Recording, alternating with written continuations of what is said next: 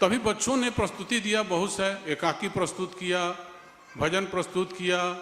इनके प्रस्तुत करने का तरीका देखकर इनका उत्साह, इनका लगन, इनका आत्मविश्वास देखकर मुझे यह विश्वास हुआ कि मैंने इस संस्था के माध्यम से जो इस क्षेत्र के लिए करना चाहता था वह साकार होते हुए दिख रहा है।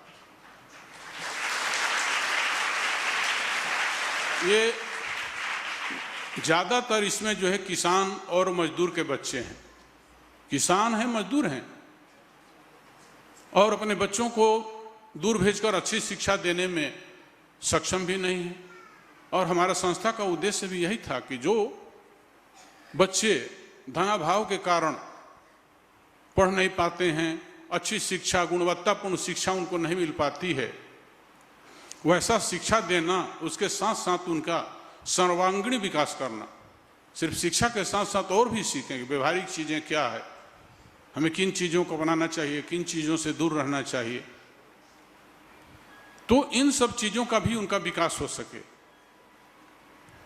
यह हमारा संस्था पिछले 32 सालों से काम कर रहा और मैंने पहला रात्रि इस गांव के आसपास के लोग जानते हैं, अब पूर्व के जो सरपंच जी भैरव सिंह ने भी कहा, मैं इस गांव में जाकर पंचायत भवन में पहला रात्रि रुका था।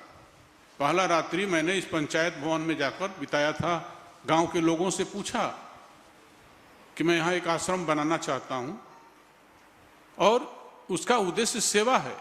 इस क्षेत्र के बच्चों का सर्वांगीण विकास या इस क्षेत्र के अन्य जो कुरीतियाँ हैं जो समाज को आगे बढ़ने में, हम मनुष्य को आगे बढ़ने में बाधा पैदा करती हैं, अंधविश्वास है, उन सबों को दूर करते, उन सबों से आप लोगों को सजग रहने की प्रेरणा देते हुए समाज के लिए कुछ करने की आशा और विश्वास के साथ मैं आया हूँ।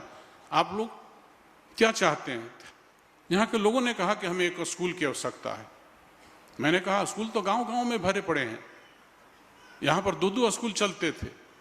तो भी उन लोगों ने कहा कि नहीं, हमें स्कूल चाहिए। मैंने सोचा ठीक है, और मैंने शुरुआत ही स्कूल से किया। पहले मैंने स्कूल ही स्थापना किया, संस्था के दूसरे दिन ही स्कूल की स्थापना हुई और मैंने संकल्प यह किया कि इस क्षेत्र के बच्चे अच्छी शिक्षा ग्रहण करें, गुणवत्तापूर्ण शिक्षा देने के लिए भरपूर कोशिश किया।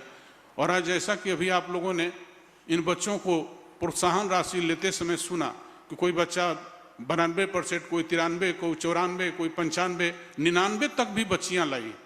खास करके बच्चों से ज्यादा बच्चियां क्षेत्र में आगे बढ़ रही। और यह मेरे स्कूल की ही स्थान नहीं है, यह जो है पूरे मैं प्रदेश में देख रहा हूं, सभी स्कूलों का न्यूज़पेपर आता है, उसको पढ़ता हूं तो देखता हूं बच्चियां सभी जगह आगे बढ़ रही हैं। क्यों बच्चियां आगे बढ़ रही हैं? वे अपने समय को सही ढंग से व्यतीत करती हैं। बच्चे आए, किताब फेंक दिए, बाहर निकल गए, दोस्तों के साथ घूमने लगे, उनके दोस्त कैसे हैं, नहीं हैं। अब बच्चियों पर एक तरह से थोड़ा अनुशासन रहता है गार्जियन का कि भाई तुमको घर से ज़्यादा नहीं निकलना है, इधर उधर नहीं घूमना है। वह अनुशासन उनके लिए जीवन के लिए कल्याणकारी साबित हो जाता है। तो अनुशासन व्यक्ति को महान बनाता है, अनुशासन देश को भी महान बनाता है।